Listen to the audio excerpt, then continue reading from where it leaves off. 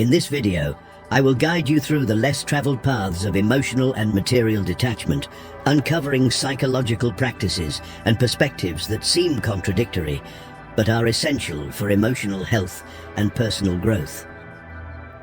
Are you ready for a rapid and profound transformation? Don't miss this unique opportunity to discover how to free yourself from invisible shackles and build stronger, healthier emotional bonds.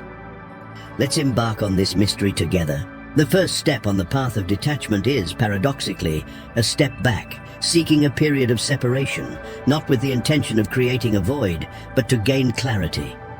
Picture yourself at a bustling celebration, with loud music and lively conversations all around. In this setting, trying to discern a friend's whisper can be a real challenge. Similarly, when we are overly involved with someone or something, our emotions can become heightened, just as the noise of a party can cloud our mental clarity. Stepping back is like moving away from that noisy environment to a more serene place, a refuge where you can hear your own thoughts and reflect more clearly. Seneca, a philosopher of profound insights, advocated the importance of returning to oneself. This return is not just about physical distance, but also mental and emotional. When emotions cloud our judgment, distancing ourselves allows us to observe them as one admires clouds gliding across the sky, recognizing that they are separate entities from our essence. This detachment is not synonymous with indifference. It's a way of facing the situation and our reactions objectively, as if we're analyzing the entire chessboard, not just the piece we're holding. In contemporary times, it's not necessary to isolate oneself in a rural village, as the Stoics suggested. Sometimes it's enough to turn off your cell phone for a while, take a walk, or simply sit in silence in a room. The essential thing is to find a place where your thoughts and feelings are not suffocated by the incessant noise of everyday life. In these moments of quietude, we discover the ability to make decisions not based on ephemeral emotional reactions, but on logical reasoning, deep reflection, and intrinsic wisdom. This step back is your power tool.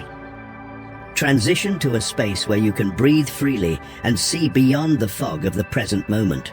The second step in the process of detachment involves rationally pondering the need for distance. The decision to distance oneself from someone is not a rash act, but a methodical deliberation that reflects the wisdom and virtue of Stoicism. Imagine your existence as a maritime expedition, where the individuals in your life are comparable to winds and currents.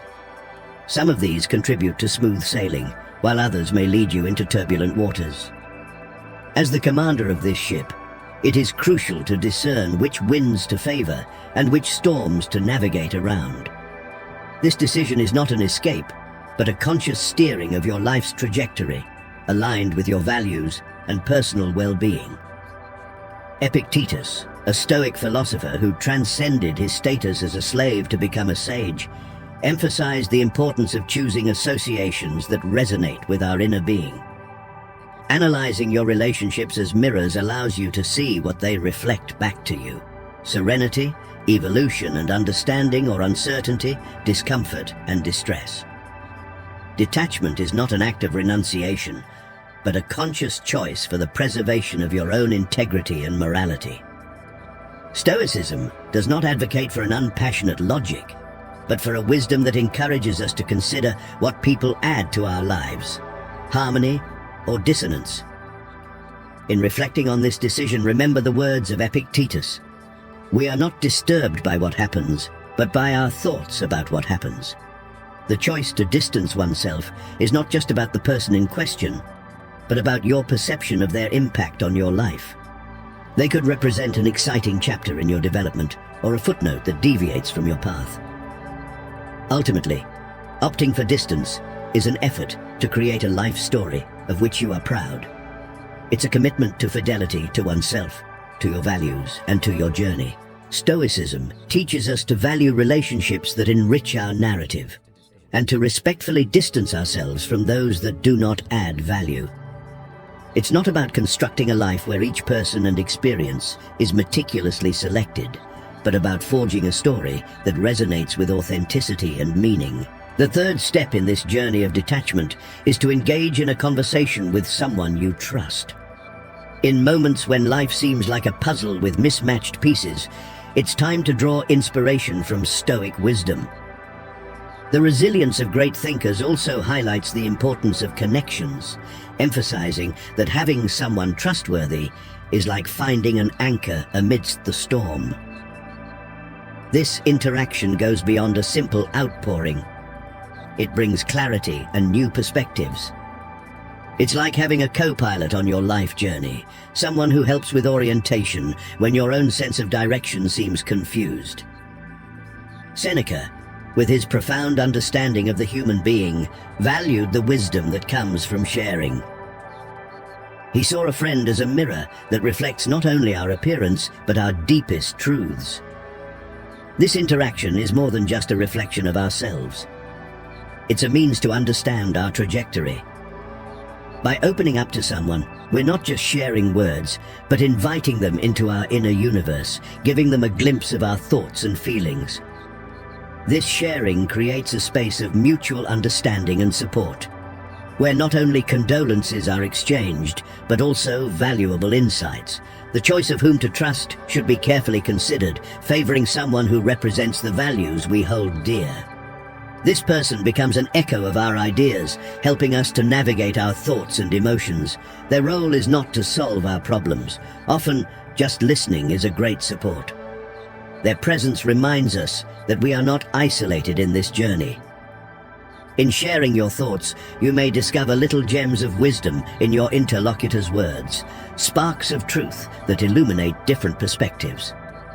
Stoicism teaches us that life's obstacles are faced with serenity and the support of a chosen community. Your confidant is a vital part of this community, reaffirming that strength often comes from unity. Detaching from someone or a situation does not mean renouncing everything that is human. In fact, it is these human relationships that provide the strength and vision needed to navigate the intricate tapestry of existence. In conversations with this trusted person, which transcend mere casual dialogues, you find true bridges to clarity and anchors to navigate the changing seas of life. The fourth step towards detachment involves establishing boundaries for our emotions. When intense feelings dominate the emotional landscape, it's like being at the helm of a ship in the midst of a storm, where the emotional waves are strong and sometimes overwhelming. Stoic teaching is not about dodging these waves, but rather learning to navigate through them with skill and discernment. This means knowing when to let the waves carry us and when to firmly hold the ship's helm. Emotions are an inherent part of being human, but without clearly established boundaries, they can steer us off course. The skill lies in experiencing these emotions without letting them submerge us. Epictetus, with his profound understanding of the human spirit, reminds us that it's not the events themselves that affect us, but how we interpret them. This understanding is crucial for delineating emotional boundaries, like having a caretaker in our mind that welcomes each visitor, our feelings, but does not allow them to take over our inner space. For example, when feeling anger, we acknowledge its existence, understand its reason, but do not allow it to dominate our actions or feelings. To delineate our emotions is to dialogue with them, understanding their role and directing them so that they do not eclipse our logic. In practice, establishing these boundaries may mean allowing oneself a period to feel a certain emotion. We can say, in this moment I will allow myself to feel this frustration, but afterward I will focus on solutions. This does not imply denying the feelings, but managing their influence over us. It's an act of balance, similar to a tightrope walker who recognizes the danger but maintains focus on the rope. By doing this, we respect our emotions without becoming their hostages. We feel, understand, and then redirect them towards a state of harmony and reason. This process is not about repressing emotions, it's about their moderation and management. The fifth and crucial step in the process of detachment is to carefully evaluate the potential consequences of this separation. When we find ourselves at the crossroads of the path of detachment, it is vital to pause and examine each possible route. Stoicism does not encourage hasty decisions. On the contrary, it emphasizes the need for deep reflection. Imagine each path as a potential future, each turn leading to different outcomes. What awaits you on the trail of distancing? Will it be growth, serenity, and a more consolidated identity, or remorse and longing for what was left behind? This exercise in foresight is not about predicting the future with accuracy, but preparing with prudence. Marcus Aurelius, an emperor who dealt with the burden of governing a vast empire, used reflection on the past to guide his future expectations, resonating with the Stoic approach of using past experiences as a compass for future decisions. Think about the times you distanced yourself and evaluate the outcomes. Did the distancing bring clarity and tranquility, or did it result in isolation and regret? Use these retrospections as a map, learning from past lessons to better navigate the future. Additionally, pondering the impact of your decision on others is essential. Stoicism guides us to balance our personal needs with the collective good. When detaching, question whether this action promotes your personal development and positively contributes to others' lives, or, conversely, could cause harm or misunderstandings. This step goes beyond exclusive concern for self-interest. It's about aligning your well-being with the broader context in which we are embedded. It's similar to walking attentively in a garden, ensuring that your steps favor flourishing rather than harming the plants. Detachment, from a Stoic perspective, is an exercise in careful wisdom, a considered decision that takes into account not only the self, but also the complex network of relationships in which we are intertwined. The sixth step in the journey of detachment is to give yourself a break from social media. Imagine your mind as a placid lake. Now think of social networks as raindrops, constantly disturbing that calm surface. Each update, notification, and comparison is a drop that disrupts the serenity of the lake. This philosophy, rooted in times long before the digital age, offers us timeless wisdom for dealing with such distractions. Seneca, reflecting on the fleetingness of life, might consider social media as a modern source of countless unnecessary distractions, especially in the process of detachment. This step is about reclaiming our time and attention, intentionally choosing where to focus our valuable energy.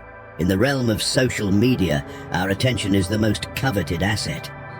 By distancing ourselves from them, we are not just avoiding a digital deluge, but creating space for our minds to breathe and reflect. It's like closing the curtains to muffle the noise of a busy street, where the constant clamor persists, but, for a moment, ceases to be our focus. You find yourself in a peaceful environment, conducive to reflection and understanding. Taking a break from social media is not an escape, but an act of self-care, a discernment of what strengthens us and what drains us.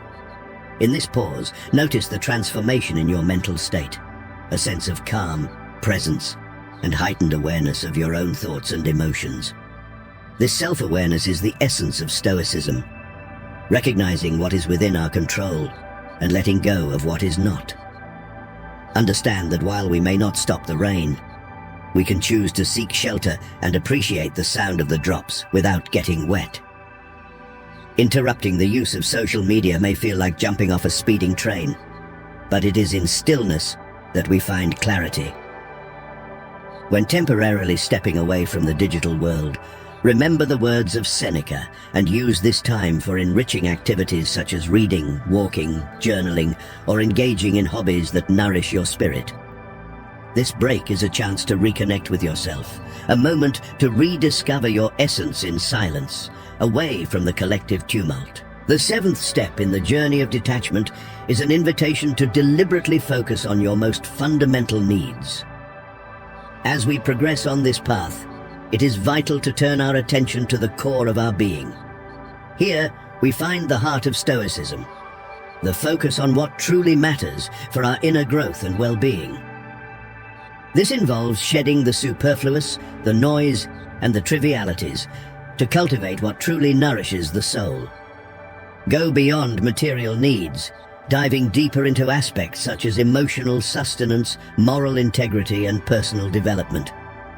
Visualize your life as a garden. What are the crucial elements for your flourishing? Just as sunlight and water are vital for plants, identify what is indispensable for your emotional and spiritual growth.